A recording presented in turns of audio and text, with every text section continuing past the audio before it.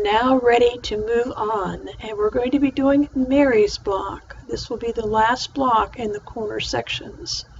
So we want to make sure that we're setting our size to 3.5 inches, which will make a total 7-inch square when we're done.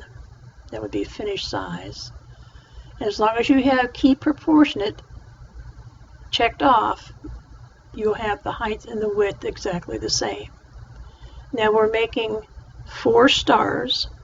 Each star needs 4 segments, so we will need a total of 16 segments. 2 to a page, so therefore we will need 8 pages to print out our blocks.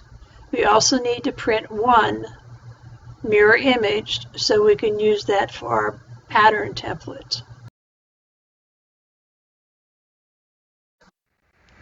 Mary's block is unique in that it has 12 pieces. It's got the most segments of any block we've done so far. So make sure that you've marked all your directional arrows and your letters for the fabric that corresponds to those areas. When you get ready to cut out your templates, you need to put on your thinking cap because there are some areas where lines intersect other segments. So think how you're going to trim these templates out for cutting your fabric.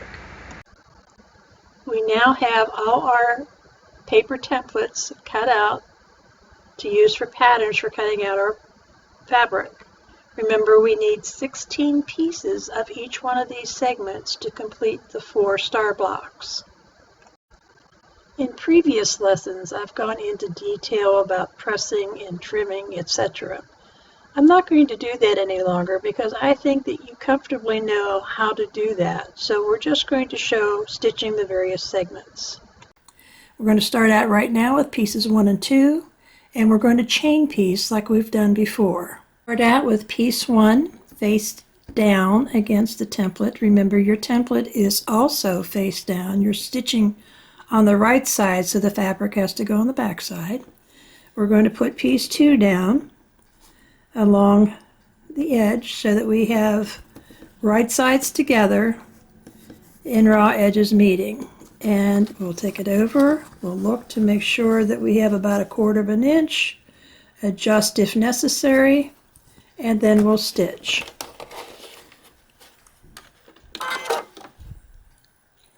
Again, you want to make sure that you're using a short stitch length.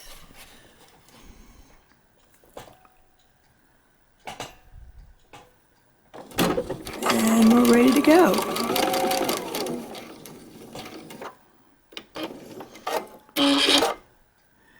We'll proceed with the rest of the pieces in the same manner, stitching those 2 pieces together like that, and I'll come back to you after we have all those chain pieced.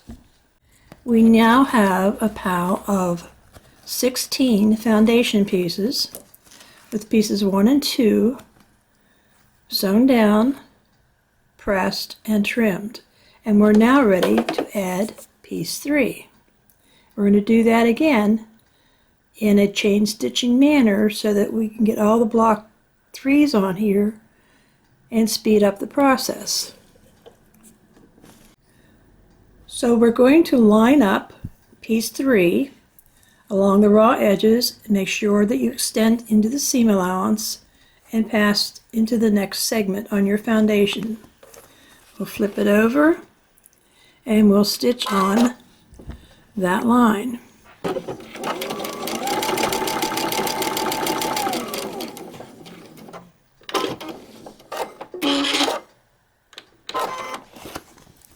I'll do that for the remainder of the 16 pieces and I'll get back to you. Once again, we have 16 foundation papers with pieces 1, 2, and 3 stitched down. We're now ready to add piece number 4. Piece number 4 goes face down, flip it over,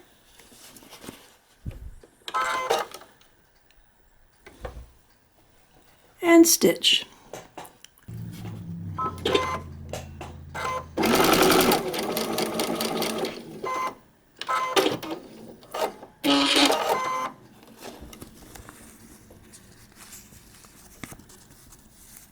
and that's what we'll end up with. So I'm going to go ahead, put piece 4 on the other foundation pieces, and I'll be back. We have 16 foundation pieces with pieces 1 through 4 stitched, pressed, and trimmed. And now we're ready to add piece 5. So we have piece 5, raw edges together, right sides together with the pieces that are already on there. And we'll turn that over and we'll stitch.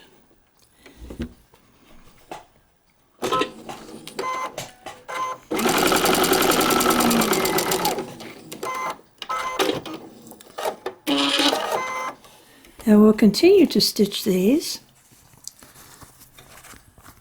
until we get all 16 finished. Once again, we have our foundation pieces with pieces 1 through 5 stitched, pressed, and trimmed. Now we're ready to move on to piece 6. But I want to show you something. If you look at the back, you'll see how the last piece that we put on, piece 5, extends down into piece 12, and I didn't trim it off. But if you look, we also have several other pieces that are going to extend into that, and we'll trim those all at one time. It saves, again, a little bit of time.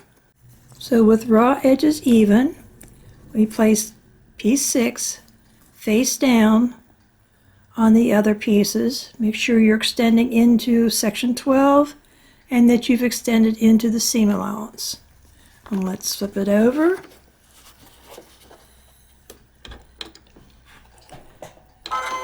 And we'll stitch.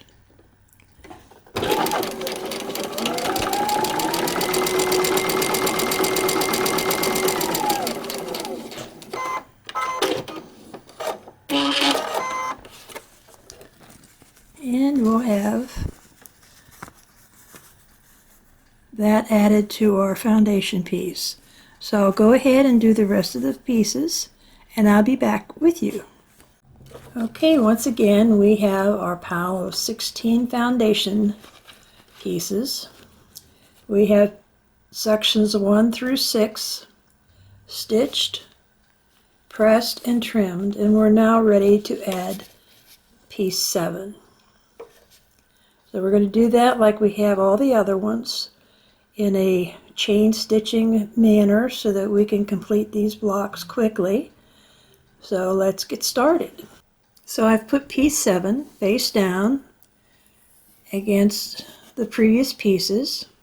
Raw edges together. Make sure that you're extending into the seam allowance, and in this case you want to be extended into segment 12 as well.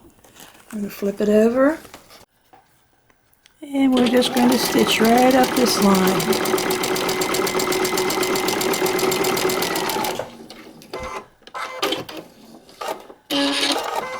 And when we're finished, we'll end up with a block that looks like that. So I'll keep going, and I'll get back to you after I have the 16 blocks all stitched up.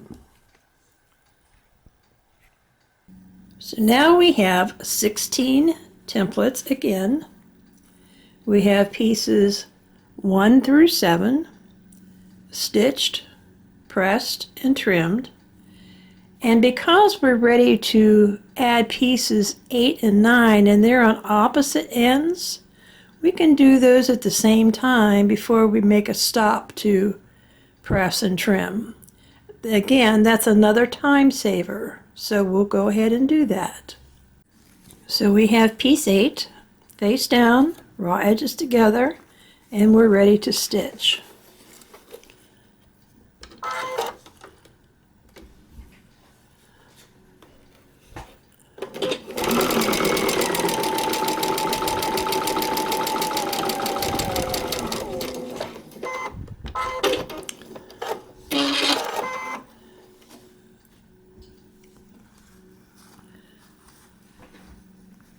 We're going to take a pin and pin this piece out of the way so that we can add piece 9 to the other side.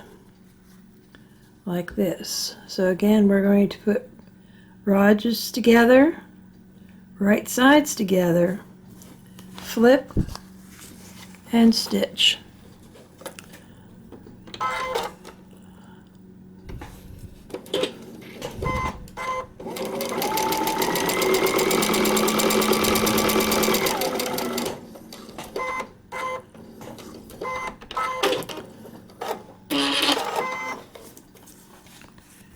And then we'll have something that looks like that. So I'll go ahead and piece the rest of these blocks, and I'll be back with you. We're headed down to the finish line. We have our 16 foundation pieces. We got pieces 1 through 9 stitched, pressed, and trimmed.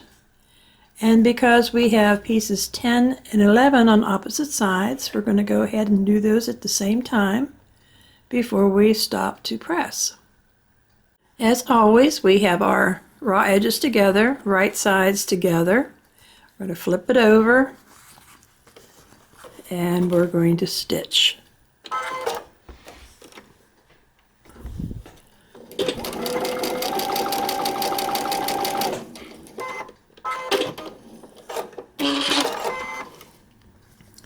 Now we're going to go to piece 11, and we're going to repeat the same thing. We're going to put right sides together, flip it over, and stitch.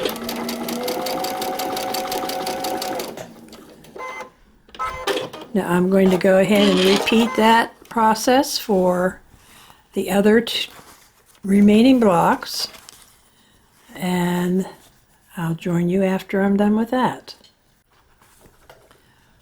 We're down to the last piece now, piece number 12.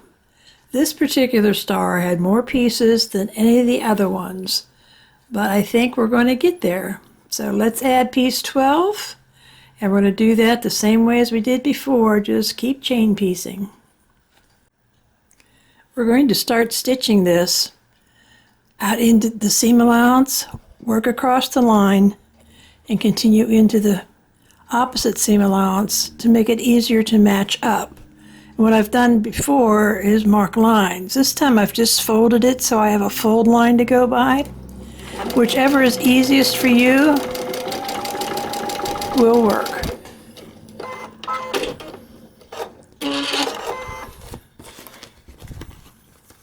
Now when we fold this down,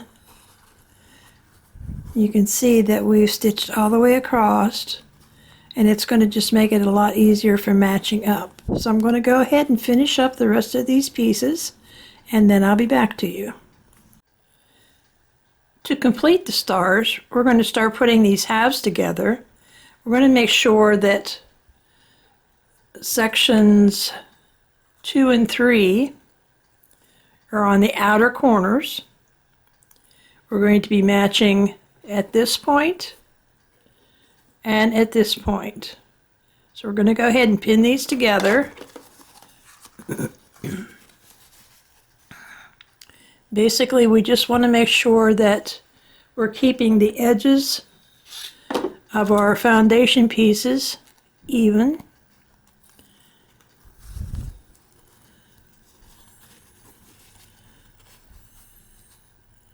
Like that. So they're even along this edge and even along this edge. And we're going to pin it. And again, we have it even along this edge, even along this edge. We're going to pin it. And now we're going to stitch. Take a couple stitches forward. Now back to lock those stitches in.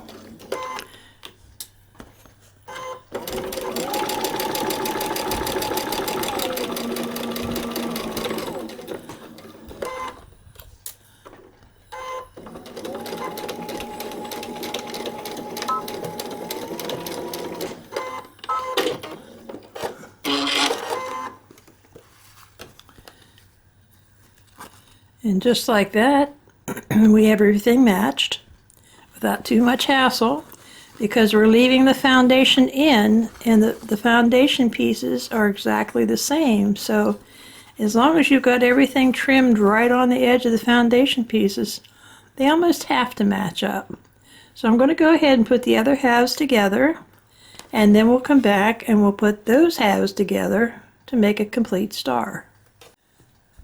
So now we have two halves stitched together, and now we're stitching those halves together.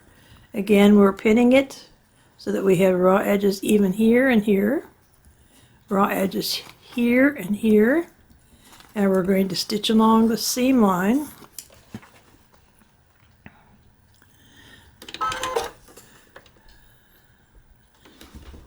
So take a couple stitches forward.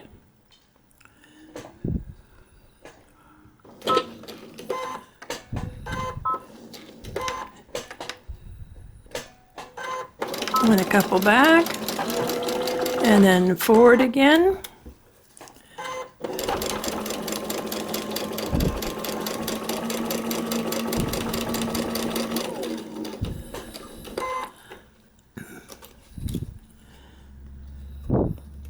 And this is a great time to get your little unsewer out and let it help you hold the seams flat as you stitch over it.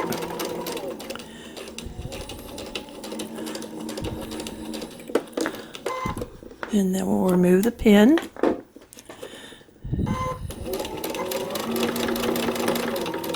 And keep on stitching.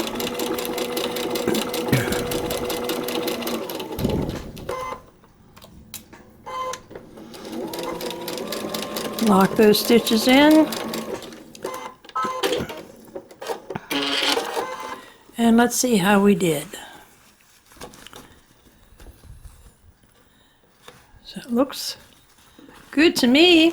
Looks like we've matched up everything very well. We've got a nice square center. Let's turn the camera a little bit so you can see the whole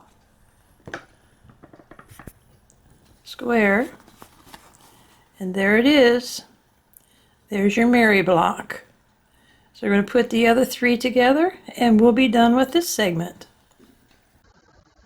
And that's it, folks. That's the last block in our quarter segments that we have to make. So there's the Mary's block. There's 4 Mary's blocks. And once we get there, we're ready to put our segments together. And we'll discuss that in our next lesson.